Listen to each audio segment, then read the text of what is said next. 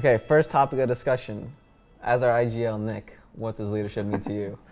I think leading, in my mind at least, like when I think of a leader is like someone who's like selfless, obviously, so they can lead by example, and then someone who like shows characteristics of like someone that will like take the first step into doing something like for the team, right?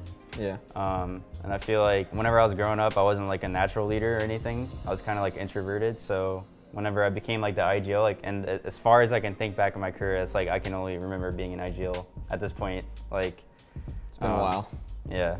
Even at Valorant, like I wasn't IGL, but I kind of had like that mentality still, even with Steel IGLing on the team. So I was still like there thinking of the game like in IGL. Yeah. Probably like what Richard does. I do agree, and I think it's also like really important to stay like as much as positive as you can, because like it's also gonna give confidence actually to your players. But in the same time, like you can't, I would say, like it's really rough. I mean, you can't always be positive when some really bad things are happening, right? Yeah, for sure. But you still want, like I would say, to stay positive, like during like at least I would say 75% of the time, you know, like having the balance higher, right? Even if you have to fake it, yeah, like obviously faking is not like gonna be ever like the number one thing that you should be doing, but yeah, just showing like that you're so positive and optimistic and feeling like you can come back at any moment, or like just reiterating like the score could be like whatever, like 16 or 15-1, you can still like feed her a positive mentality to your team. I've always been like the kind of leader where like I've always liked to work with like a secondary person on my team. So like on this team right now, Rich helps a lot with like mid-gaming and stuff, finding solutions for like X problem and all that stuff. And like even on the past team, like Stu would help me a lot. And just like collectively now, I feel like everyone has like such a good mind for the game where like multiple people can come up with like just any solution like in that moment. And like especially John, like he's improved a lot in the department and stuff. So it's definitely like a good thing about this team that we have right now. Yeah, I do agree. I mean, even Josh and Keith sometimes like they can even like step up and have some good calls or some good reads or trying actually like to help the team. So it's really fine because like they are not like the players who are gonna talk the most for sure, but it's always good to know like if I don't know like either or us three like don't have any ideas, like they can still have some. I think another like thing of like leadership too is just like making sure that things are spread out, so it's not just one or two people that have everything, because like we've definitely felt it in the past where there's only like two talkative people, and it's actually really hard to have that, and it's been like a main like talking point for like this team for like a while, of like last year or like the year before that, where there was just not enough like voices going on. And I think it's like always really important that like there is that like help from everybody. Everyone like has their roles that like they can do, and like anyone can like step up. Like you said before, like Josh and Keith aren't like super talkative as like the main talkative guys, but like they have like their things that they do. Like Keith is really good at like pointing out like certain things that he thinks that like we can abuse, and Josh is like our main opper, so like we need to know that like he knows that he can go for picks like whenever he wants, and it inspires like a lot of confidence as well when, you know, the two guys, which would be like Nick and Rich, if they don't have something very specific, then like anyone can like pick it up. Whereas like me, like I think that it should be like my role like most of the time to like be like that third helper voice, and then everyone else like they also can do it whenever they can, and it gives like a lot of confidence when, you know, that person is giving that call. Yeah, I do agree, and the thing is like I don't know if it was the same for you guys, but for example like with Vitality it was Apex and I who were the most talkative. But also the problem in this type of configuration, it's also come down like you are micromanaging way more. Yeah. I don't know if it was the same for you, but because like the others don't have like really like a voice or whatever, when you are only like two, maybe sometimes three, but I mean just two, and the others like are not really speaking at all. Like you also have to, I mean you have to think for the team, you have to think for the others. Yeah. And if you can maybe think a bit for yourself. But at the end of the day, like it's really hard to deal with, and it costs a lot of energy. Yeah, I think it was like that actually in, I think end of 2020 for this team, where it was like Jake and I were like the main two voices, and it was like really overwhelming for me as like the second, where I wasn't even like ready for that like jump up yet, and it was like really overwhelming also for him too. But yeah, I think that it's, you just can't have like a system where it's like two guys that like do everything. It's just not possible. Like everyone has to step up in their own ways and have their own like leadership stuff that they're bringing to the team as well. Yeah, I agree. I have a question for you because you were saying, like, for example, like at the late 2021, you was the second, and you see more yourself at the moment apparently as like the third. Where are you think like the most comfortable? Being like the third when needed or the second? Well, right now, like I felt like I wanted to be like the second, but I felt like I was getting really stressed out as well because I definitely need like that chill from like how last year kind of was. So I've been like I'm feeling a lot better just focusing on myself and like being like that third like helper. But I mean, I'm comfortable like doing both as like second or third. I think that you're doing like a really good job because you have a really good macro overview of the game where Thank you, man. it was kind of similar to like Stewie actually. Like you guys both have a really good macro overview of the game, and mine is like good, but it's not like your level. You're definitely like a higher level on like the macro, but I think that I can come up with good solutions for like the macro problems, if that makes sense. So like how to actually like do something and like formulate that, where I feel like the second voice of the team should be the second best macro like strategist in my opinion. I was like the macro guy on my Valorant team because that's just the last thing I did. And I could totally like understand, like for me, like the secondary IGL, like it was a little bit stressful because like a lot of times I have the answers, but I don't want to overcall him. And like me and Steel didn't have like the best of like respect for each other. Like that's obviously like why things didn't end like that good. Like nothing like personal or anything, just how we view the game, you know? And a lot of times I would just find myself getting like a little like frustrated with like if I wanted something done a certain way, I couldn't do it that way. That's why I was like, man, I really want to like IGL now. Like I feel like I'm ready to do it again because like when I went to Valorant, I was like, I kind of want to like take like a chill and like see if I can kind of get some like the skill back and just so I can, you know, just like I was like 5 years ago or whatever. And then I was like, like I'm kind of like the same player. I kind of do the same exact things that I would do if I was IGLing. So I was like, I should probably just be IGLing. Yeah. Once you IGL, like you probably know, like you probably can't be on a team where you're not helping, right? Actually, I tried to do that, for example, when I stepped from G2 and when I coming to Vitality, and they wanted actually to really make sure like you don't want to IGL or whatever. I was like, no, that's fine, you know, you got one. And so I kind of was like in a case where like they don't. I was like just wanted me as a player, you know, like to put headshots and stuff like that. Yeah. But as we were just talking, like I had been before, like I always kind of talk in my teams, and I had been like in-game leading for 3.5 years, I think, in G2. So yeah, when I just came back as a player and headshot, you know, like it was really rough for me. Yeah. Because like my head just can't stop thinking, you know, like you see the answer, but you're not like contributing to it. It's like, dude, yeah, it's like tough. it's hard. It's frustrating too. It's like you feel like you're not doing your part, even though it's not your part. But I was just feeling like they want. I get what they want because they wanted me to really like get my big skill going back and stuff like that. But I mean, sometimes like you just like evolve right during your life, during your career or whatever. Yeah. And like I'm not anymore that 18 years old guy who is just like not thinking at all and just like throwing everyone and killing everyone. Yeah. You know, like so it's really hard to actually like come back from there, especially when you have been like an IGL, and I agree with you. When you get the macro, when you get to start to think a lot about the game, like it's just too hard to take the step back about like, no, don't think anymore, just kill. But your brain like it just like can't stop working. Yeah. So it's really hard. And the funny thing is, you know what, in very games back then, so it was like 10 years ago, something like that, but I was actually like the third voice you were talking.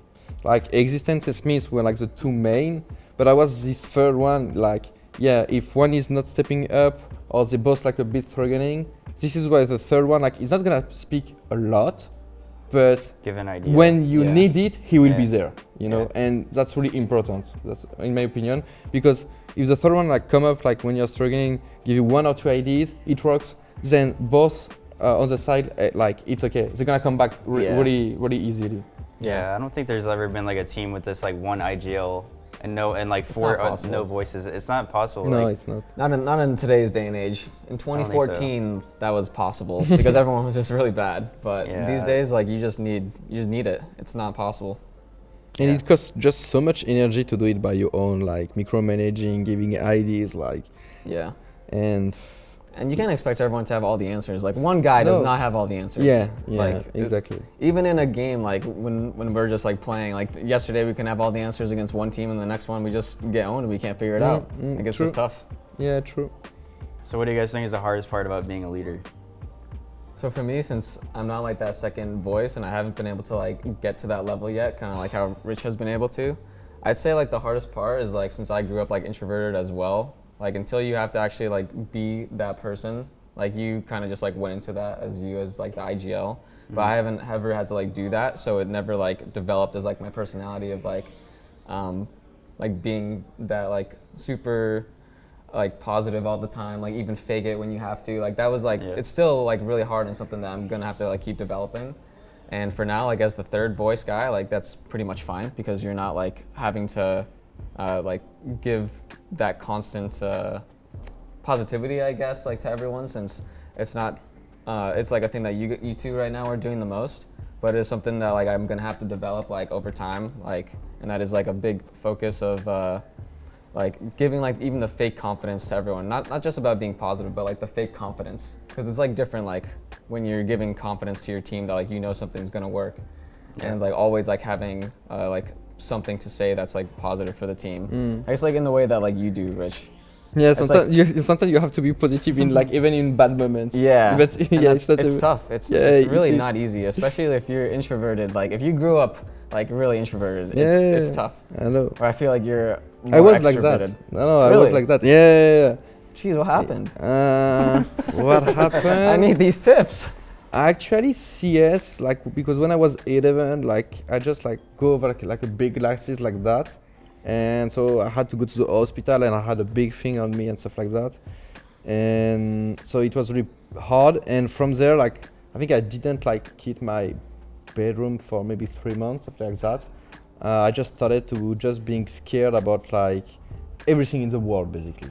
Like I could not like even cross the street, you know? I was just scared about everything. And what actually saved me, it is CS. It's because like, I wanted to go so bad in a LAN when I was like 14, something like that. Like my passion went over my fear. And this is how I started. Like, of course, I was still like shy for 4, 5, 6 years. I think honestly, like it didn't come up like to one day, like you just wake up and it's gone. Yeah, it can't be. It's always a process. Exactly. Like even now, like it's a process. Like for me, like over the past like couple months. But it's more about like actually speaking more to other persons, going more outside. I started to have some friends or stuff like that. You know, like when you just like being behind your computer, like it's not helping on that part. You know, like it's also come down to like the sociability side. You know. And as I was like not sociable at all, definitely not, you know.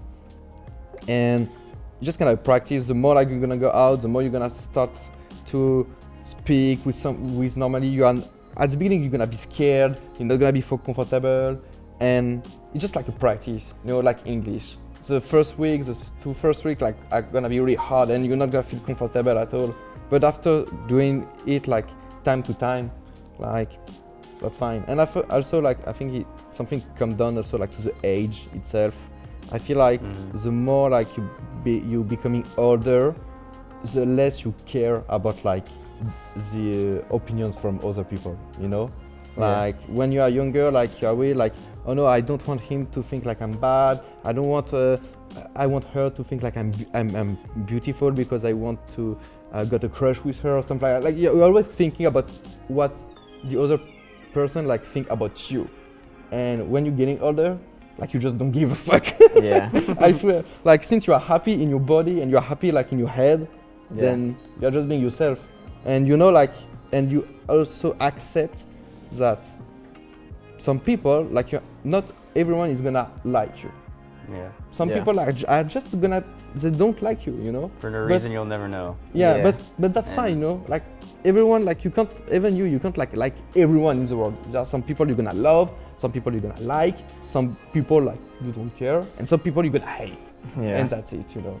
And since you accept that, like, I guess it's a part of the life process, I would say. Yeah. Also because like we all have been so much against the computer, I believe like when we were like between 10 and 16, for example, it actually like maybe didn't help us to get the habit to just speak with other person, you know.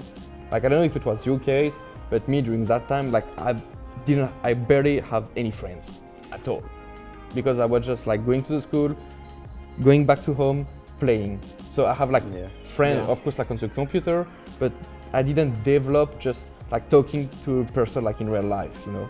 And like, bro, I swear, the first time, like even when I was 18, I was like, hello, you know, like it's hard.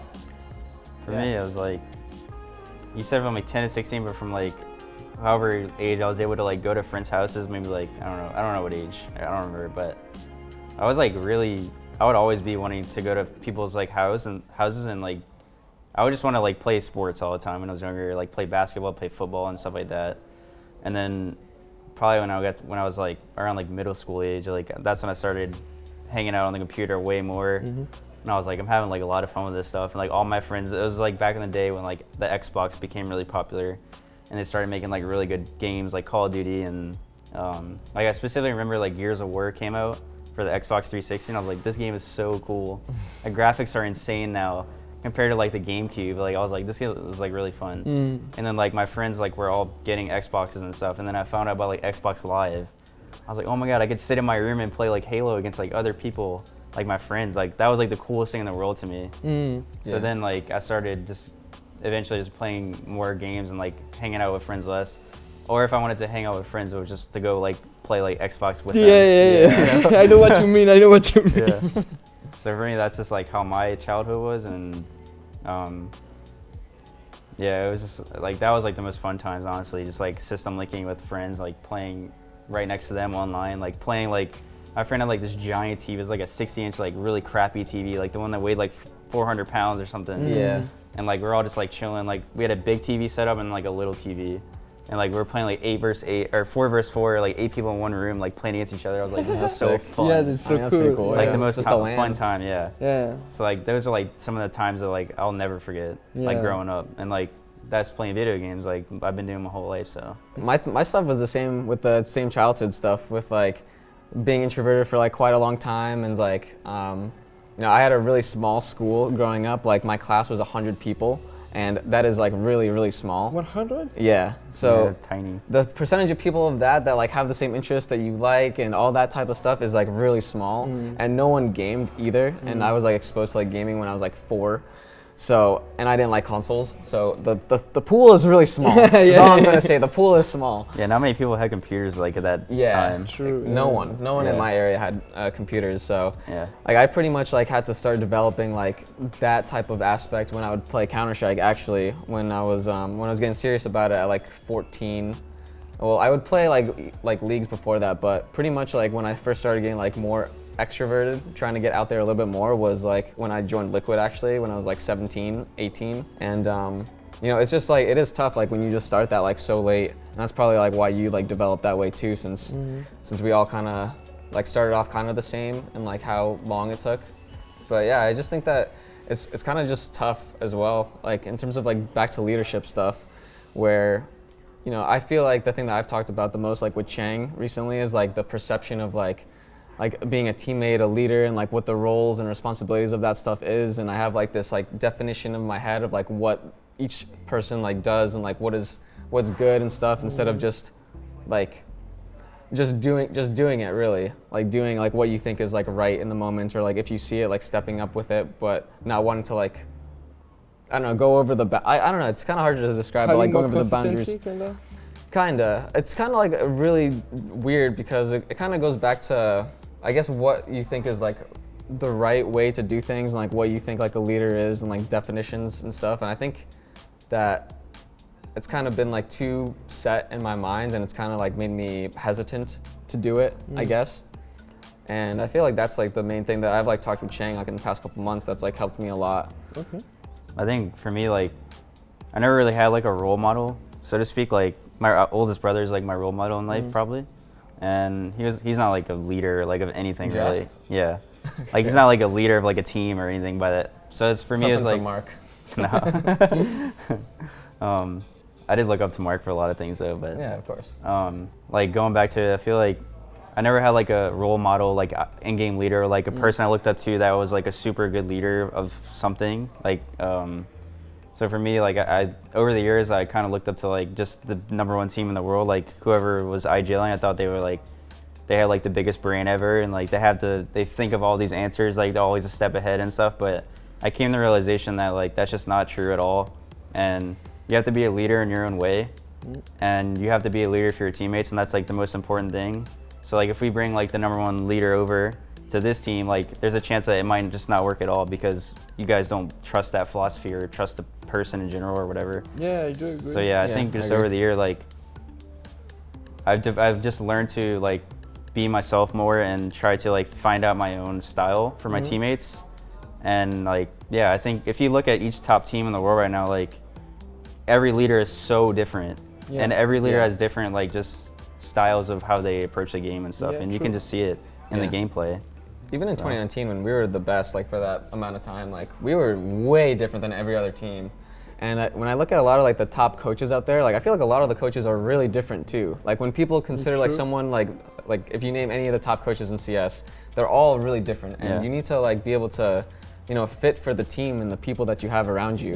Because like what works on like one team is not the same. Like even just looking currently at like the best teams, the IGLs are so different, like you were saying before. Like there's completely different styles. That player has like his own individual style, and then he has to fit that around like his team and how that fits. Like maybe you're a lurking IGL, or maybe you like to be the crazy guy. Maybe you like to be the kind of crazy, sometimes lurking guy.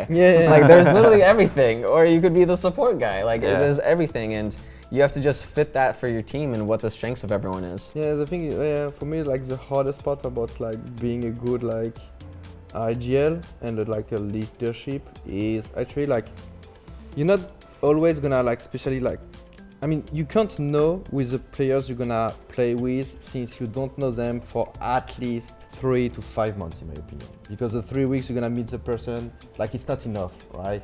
You need to know like his past, his present, his ambition, his personality, how he's reacting to things, how he's, and all this process like actually take a lot of time to really like know a person like deeper. And from there, you have to try, you basically like just try, I would say, to get like the good answer, to make all these different different players, different personality fit together, where they fit together as a team and where they are comfortable like individually. And for me, like this is the hardest part to do, because like it's really hard. Yeah. Yeah, if you think about it, like the IGL like is a role in the team, but it's not like an actual role, like in the game, right? Like you can't just say you're an IGL and every IGL has the same role in the game. It would be too easy. Dude, I see like the teams that people make all the time. They're like IGL role, star. Like, dude, those aren't like roles. You can't just do that. Like you're saying, like every like NAFFLY, for example, is like he's the one making all the plays. He's kind of the crazy IGL. Yeah, like Kerrigan, sometimes lurking. Kerrigan's like the same way to a certain extent. And then like you have like a player like Blame F who like kind of is like the more baity, I guess. And then like I feel like during 2019, like our style was like a lot of people like to say like Luka wasn't that strategic, but like for me, when I think of those years, like I feel like my goal in that team was like to bring the best out of everyone else, and I feel like that's what I did the best. And like it might not be like on paper like what everyone else expects out of an IGL, but like for me, like that's what made us the best, right? Yeah, I mean, I feel like the best team in the world at the time is whoever has the best fundamentals. Like whoever is like the cleanest team, like making the least amount of mistakes. Like every top team in the world is gonna have like their own flair, but I feel like whoever is just playing the best at the time, like the most consistently, and winning tournaments is gonna be the one that has the strongest fundamentals, where people know all what they're doing for reactions, protocols, and not giving away like advantages as often. I mean, you could see that with like Navi, like they weren't doing anything crazy. It's not like they're just making God reads all the time, like faking out like left and right, and no one knows where they're going. Like that's not how it is. And I feel like if you look at any of the top teams, like they're just super great fundamentally, and everyone's on the same page team-wise. Yeah, and that's why they're consistent. Yep. Yeah. Because there's lots of different teams, like we're experiencing that right now. There's lots of different types of styles on teams, and you have to be ready for all of them. And that just comes down to like fundamentals, because you can't prepare for every single team like so in depth, knowing all the little steps and movements. No, you can't. Like if you're playing on like a like a Swiss format system and you're playing back-to-back games, or like any tournaments, it's just not possible. Like any IGL or team that's coming up right now, if you're in like Maine right now and you're going to like Philadelphia, like sometimes you're gonna have games, like you're gonna have 10-hour days where you're just playing like 3 or 4 best of 3s in a day. It's kind of crazy. Like we don't do that anymore, but like people are gonna do that. And if you want to win those, you have to be a solid team. You don't have the time to prepare for every single thing and have a god counter strat plan. For sure.